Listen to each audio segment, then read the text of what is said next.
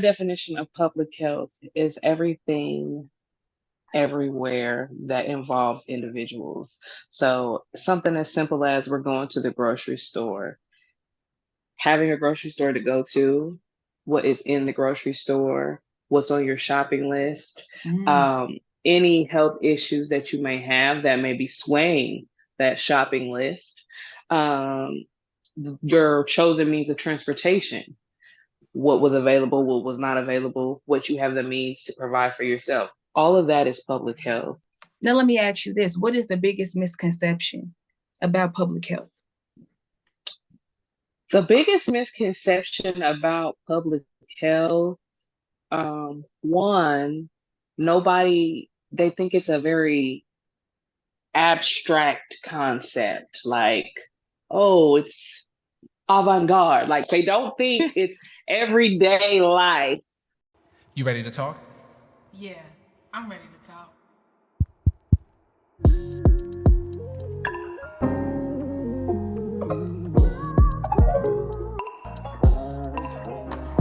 What we gonna talk about today? What we gonna talk about today? Talk Talker, Talk All Talker. right. So, welcome to Sifting with Sha-Nel. You have officially made it to episode 5 if you're here with us. We have a wonderful guest. We have Marcya Hill Brown here with us. All right, so we're going to do a little introduction for Marcya Hill Brown. Marcya is from Indianapolis, Indiana, also known as Nap Town. Mm-hmm. She has a bachelor's in public health, but a concentration in community health. I asked Marcya, what is her proudest achievement? And she said she is raising kind and capable human beings. I said, Marcya, what is something people often misunderstand about you?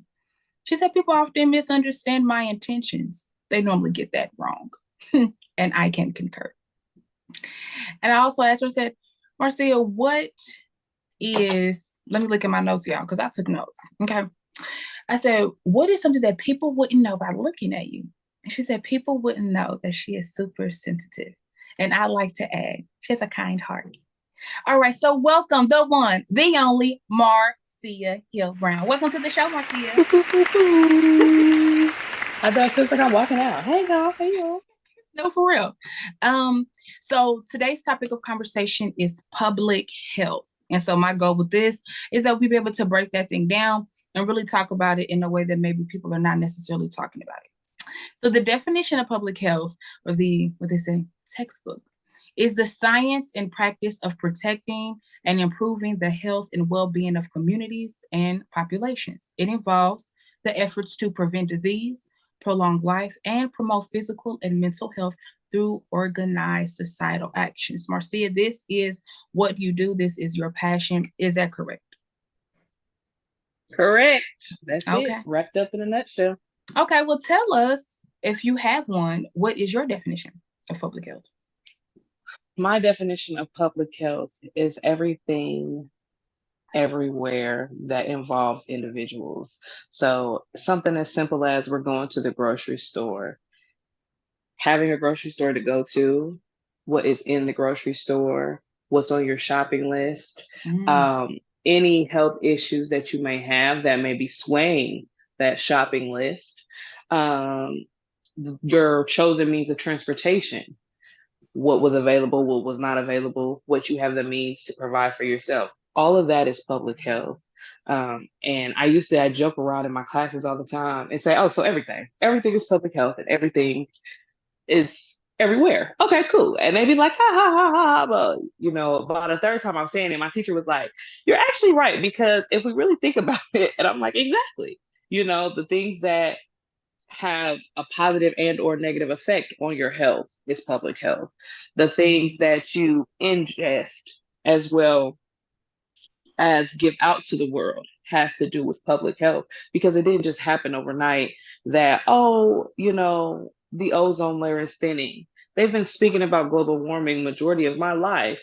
Mm. Global warming affects us because we are the ones who were warming the environment through, the driving of our vehicles, the burning of toxic things. But this is just, it's all public health. It used to be real big on the, I guess, like the big money people, companies and organizations were neglecting our health when they would put pollutants in the water, put pollutants in the soil, put pollutants in the air.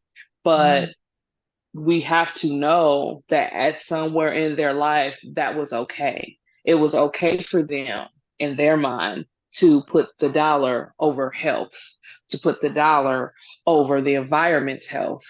mm, One thing that I love about public health is it encompasses so much. So, healthcare administration is in public health, epidemiology, which is the study of diseases, is in public health, environmental studies is in public health, because it all has to do with our health.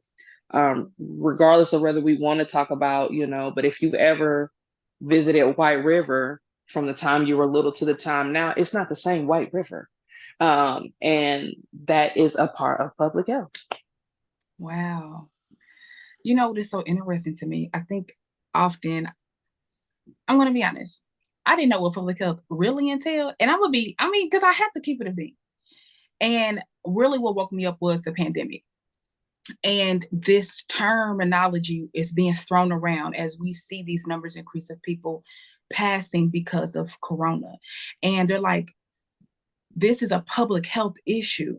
Racism is a public health issue. And I'm like, and like all my buzzers are, and I'm like, and what does that mean? Like, and as someone who is an avid storyteller and someone who believes in the power of the human experience, looking at it through that lens really woke me up. I'm not gonna lie, and it shocked me, and scared me. I think at the same time too, because I'm like, why is this my first time hearing about it through this lens? And so this brings me to my next question: is, I mean, when did you become interested in public health? And okay, so this is two parts. So let me know if should I ask you want to know the full or just answer Let me that. start with the first one. Let Okay. me start with the first.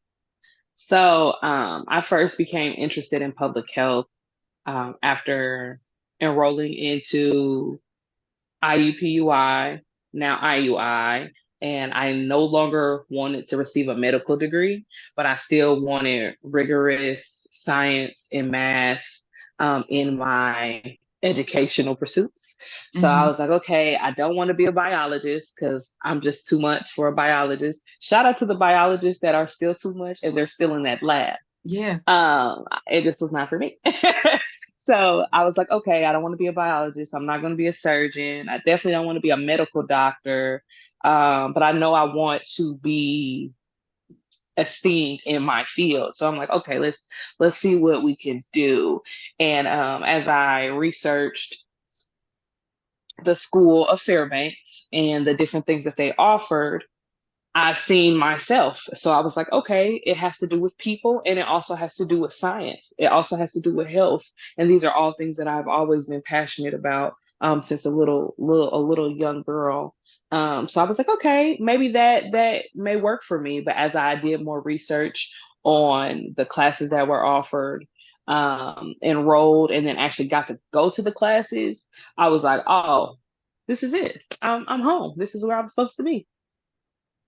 Okay. This is interesting to me because as I'm thinking about MST, the mental sifting theory, this is helping me understand your sifter. Like we are literally in Marcya sifter right now. Okay, we are understanding that since you were young, you were interested in public health. And if I get this correct, and please let me know if I don't have this correct, um, you didn't know that terminology before going to school, but you knew that this was something you were interested in. Correct. Okay. Okay. Oh, that's so cool. Oh, that's so cool. What do you wish you had known about this before you started your journey? Before I started my journey, I wish I knew what it was and how it truly impacts everyday people's lives. Um, Mm, I know a lot of my professors come from the social disparities and the determinants of health. That's that lens that they look at when they want to create a program or create something that's to reduce disease or the recurrence or incidence of disease. Mm, Because we can do two things. We can prevent the disease from happening, or we can extend the lives of people who have the disease. Those are mm. two separate programs, but on the same level of public health. We want Oh, to either reduce the occurrence of new people getting it, or we want to keep the people who have it alive longer. Those are our main goals when it comes to the health aspect of prevention and I say recidivism, but that's specifically for the in prison populations. But it's definitely pertaining to letting you live longer. You know, the more education and knowledge and assistance that you have about the disease that you currently have should aid in you living longer. But I always came from the lens of it should, but if the systems around said system are going in exact inverse, so you need healthy foods if you are a diabetic, but you live in a food desert.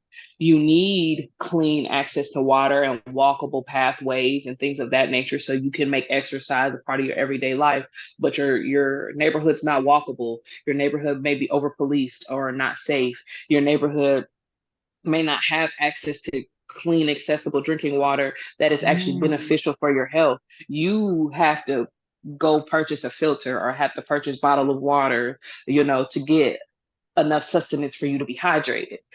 Those are hurdles that some folks don't ever think about. And they always want to put it in the sense of a third world country, like, oh, yeah, because they don't have clean drinking water. But if none of us can go out to White River right now, scoop up some water and filter it and drink it, then we too don't have clean drinking water.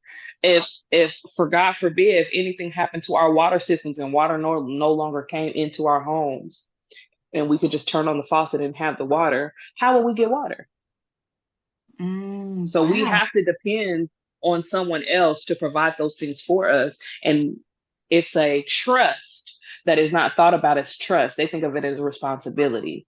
It's our responsibility to provide this and it's your responsibility to pay for it. But Can really, I it is a ask, trust. Yeah. can I ask you a question? When you say they, can you clarify for us who is they? The they would be whoever controls that ability. So right now, our they over water is citizens because our old school water company bounced down a few years ago, and they left us with the Mm, same water pipes that they had since Indianapolis's inception. So 1816. When they decided to go ahead and get water irrigation, the canal failed. We were no longer connecting the canal to the Ohio River. Okay, we got to get indoor plumbing. Well, they say it's gonna be big. We got to go ahead and get that going.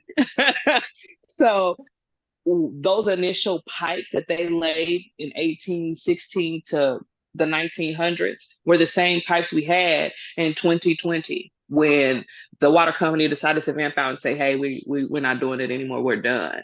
And our gas company decided, okay, we'll take over and purchase the water company and do our best. And I can say that they have been consistently replacing pipes, reconnecting water routes.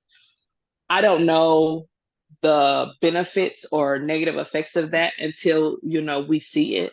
mm. One thing I do know is people who pay bills that the water bill has gone up, the sewage bill has gone up. So can I ask you another question? Because I'm so enthralled with what you're saying. When you just kind of taking us back a little bit, when you said we put it in the context of third world countries, and you even kind of drew us a through line about how we have a dependency on someone else to give us filtered water or clean water.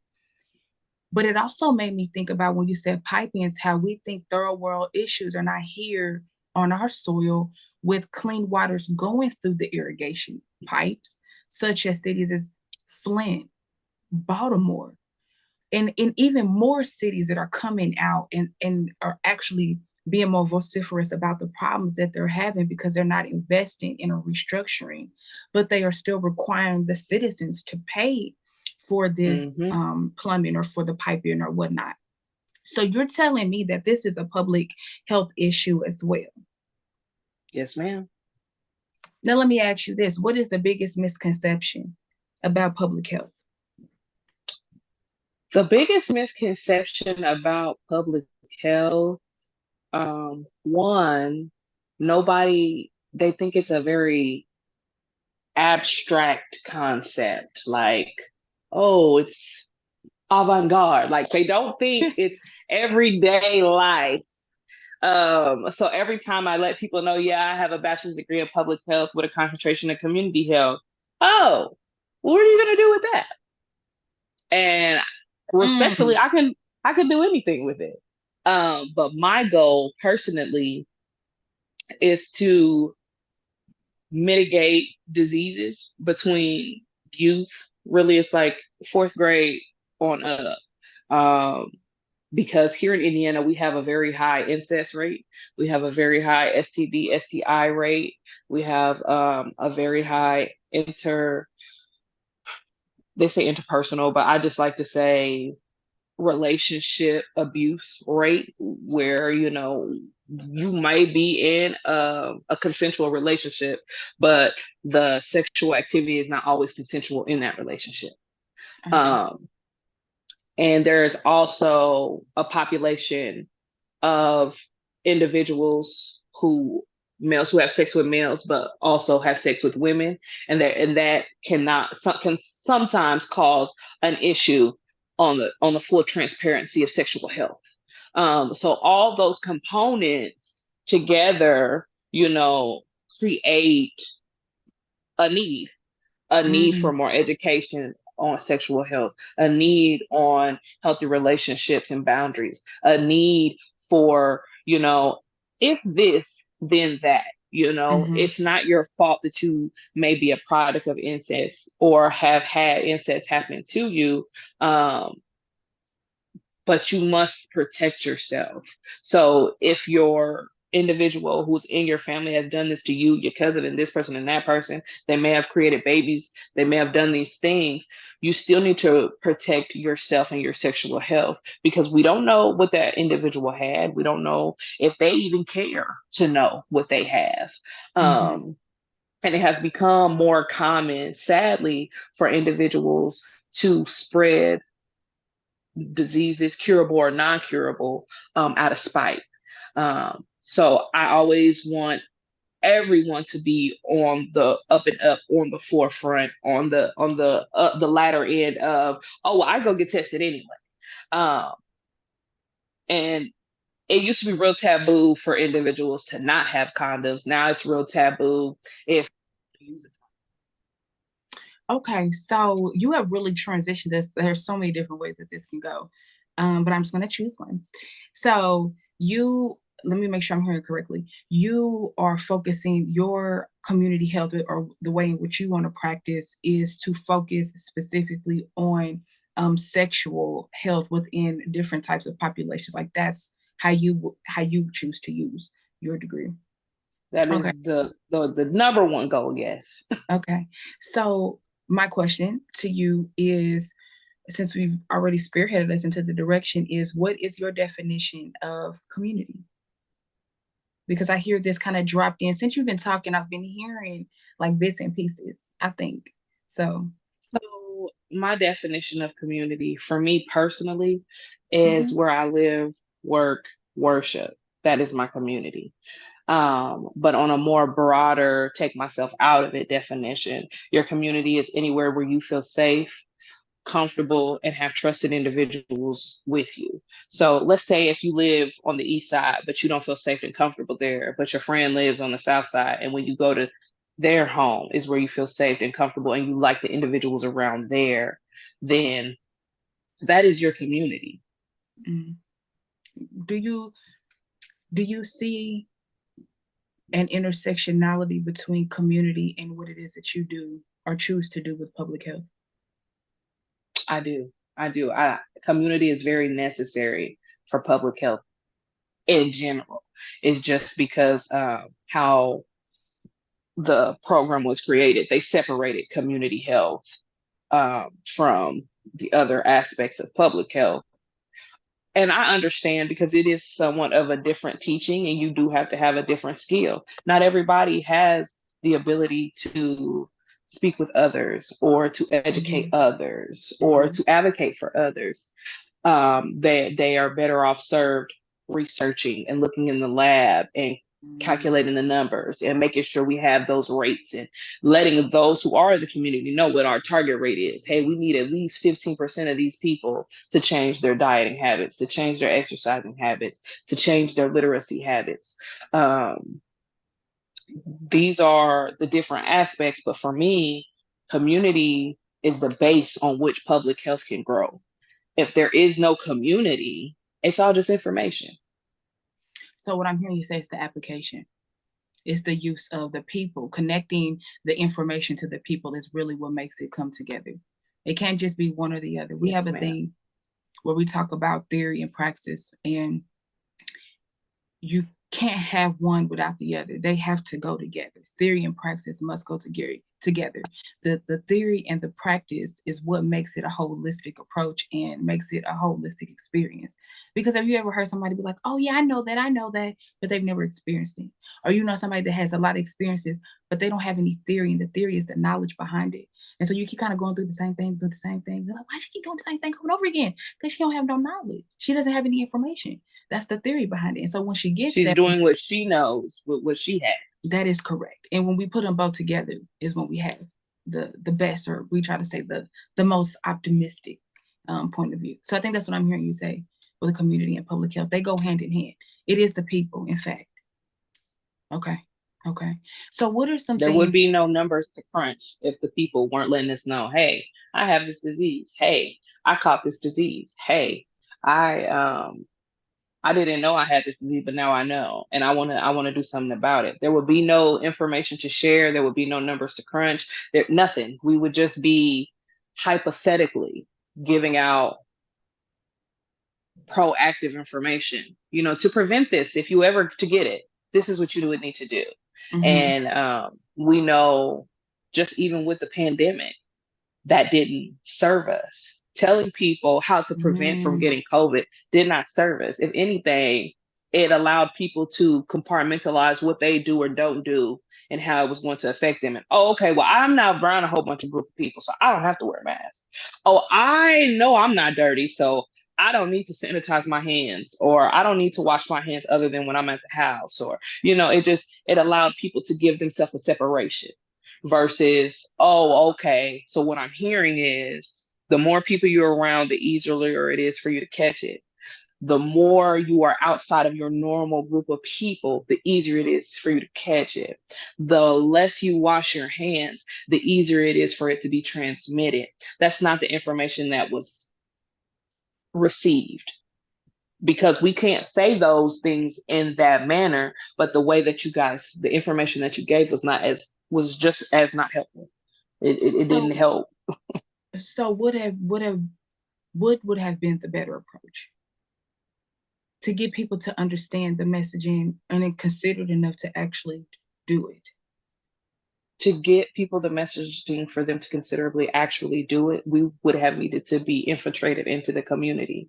So we should have been out there with them saying, hey, with our mask, with our PPE, hey, I know you don't think this is a big deal, but it is. And then break it down to them, what it means to them. So even if that meant, going to different churches on Sundays, saying, hey, I understand that you all love to worship and you all appreciate fellowshipping with one another. But this is truly a dangerous act. And here's why it's dangerous. Because each and every one of you have a different employer. That's a group of 50 plus people that I have never been around. Each and every individual of you has a family that may not go to this church. That's an additional 50 plus people who I am not normally around. Because if they had treated it as if it was a sexually transmitted disease and every person you have sex with or you come encounter with, you are also coming encounter with all the people that they've been encounter with, it would have made people's mind go, oh, so it doesn't matter if I'm out meeting new people or going to parties, going to clubs, going to weddings. It's really about whoever my people are going to see and whoever I'm Mm, choosing to see. And if yeah. our numbers are not the same numbers, if our people aren't the same people, We need to be maxed up. Let me tell you something about We need to have 6 feet. Let me tell you about the connection that you just made for me. Very clearly, when you said that there was messaging years ago where if you had a condom, you know that was the thing. Like, you call what I want, and now it's inverse, where it's like, you got a condom, why you got a condom? That messaging and how we understand that information and process that through our sifter makes a lot of sense to me within the pandemic. Why people thought, oh, well, I'm always around y'all. Y'all my family, or you're my cousin. Da, da, da. Yeah, and who are they around? And who and them and them and then. Like, the coming in contact is so severe that I think too, we're also suffering from one, isolation and just wanting the human connection, but taking it seriously means to be able to speak to one, people in their language. And two, it requires people to really understand what's at risk. And I see that was not necessarily the information that people were understanding. I see that. Now, being on the other side, if we could say we're on the other side, if we can say that. I mean, we're moving in society as if we are, but that is very interesting to me. What brings you joy about public health? What brings me joy about public health is I can truly combine, my passion for people and community and life-saving knowledge, information that may not always be easily digestible, or information that may not be right here, right now, but it's going to benefit you here in the next 3 to 5 years. That foresight, I have always thought it was like a curse, but I am coming to appreciate it more, especially in the forms of economics and or public health, because that type of knowledge is how we see pandemics coming. That type of knowledge is how we see recessions coming. That type of knowledge is how we can prevent, the next generation coming up from getting something that we thought was eradicated. We thought rubella, measles, and mumps was eradicated until it started coming back. The whooping cough, grown folks getting whooping cough, grown folks getting RSV, those were childhood diseases, but they were childhood diseases at a certain period of time. So any adult that was already grown prior to that, you didn't get the vaccination for those. You didn't have to, you didn't build any antibodies to those because you never caught it. They believed it was a childhood disease. RSV almost took my life when I was born. So to hear now that it's rearing its head and attacking 55 and older communities, it was a little crazy, because I'm like, how come? Now, for those of us who don't know, can you tell us what RSV is? So RSV is a respiratory virus that attacks your respiratory system. Oh, sorry. And when you are younger, your respiratory system is not as strong because it's newly developed. So it's easier to get you up out of here. RSV was a very prominent killer in the 1900s, as the children say. So I haven't done any research on what made it come back. I'm not 100% sure what was the catalyst that caused RSV to come back and, start attacking vulnerable populations, because I was told it's elderly populations, but I firmly believe anybody with any underlying respiratory condition, you are at risk. You are at risk. Yeah. Asthma, bronchitis, COPD, you are at risk, especially if you have never had it before. I mean, that makes sense. That makes perfect sense. I mean, right? Yeah, what they say, when I was working at the Children's Museum of Indianapolis, shout out to y'all, they were like, we're working with vulnerable populations, the elderly and children.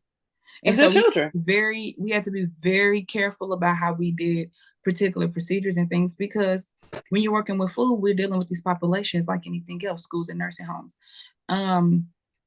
I am so interested. I don't know. Like, if you want to do a part 2, we can, girl. Because we can like really get down to a thing and like really We can dig in it. And really dig into because as much as this platform, and I think that I should say this platform is particularly for Black people.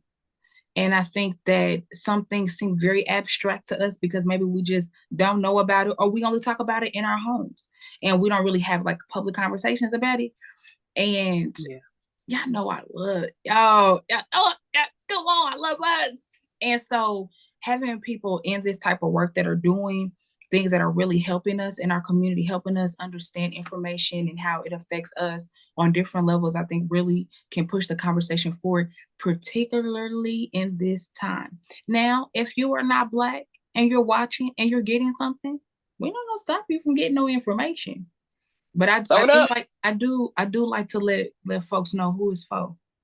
Okay. The top talk. Huh? So Marcya, I'd like to close us out. We have a couple of things that we can do. Okay. You can either give words of encouragement for the viewers. You can ask questions or have something to have them ponder on as we close out. And then culture tags. So do you want to do this is 2-part words of encouragement, or do you want to leave them with the question?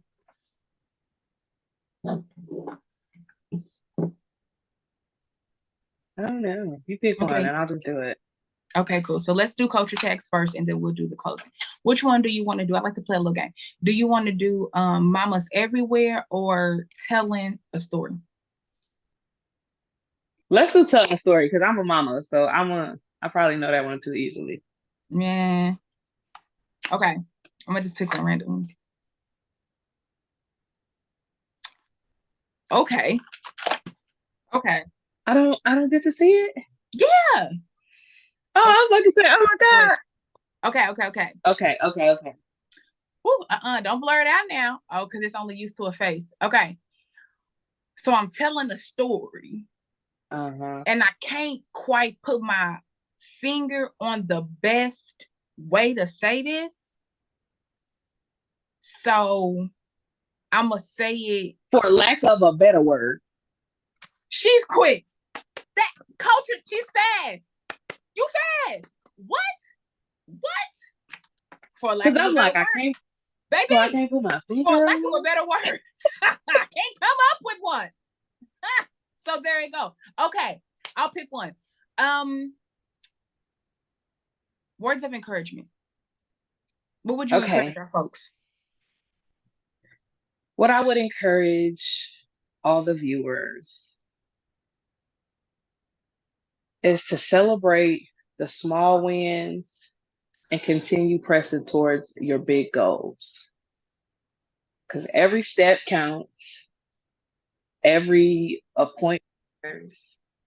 Celebrate those small wins and keep pressing towards those big goals. I'm doing it with y'all. Well, thank you, Marcya. Thank you so much. And I'm so grateful. This is another one of my oldest, closest friends. I got cool friends, y'all. I got cool friends that do cool things. I'm just saying. Much love to you, Marcya, and thank you for everybody that has tuned into this episode of Sifting with Sha-Nel. Peace.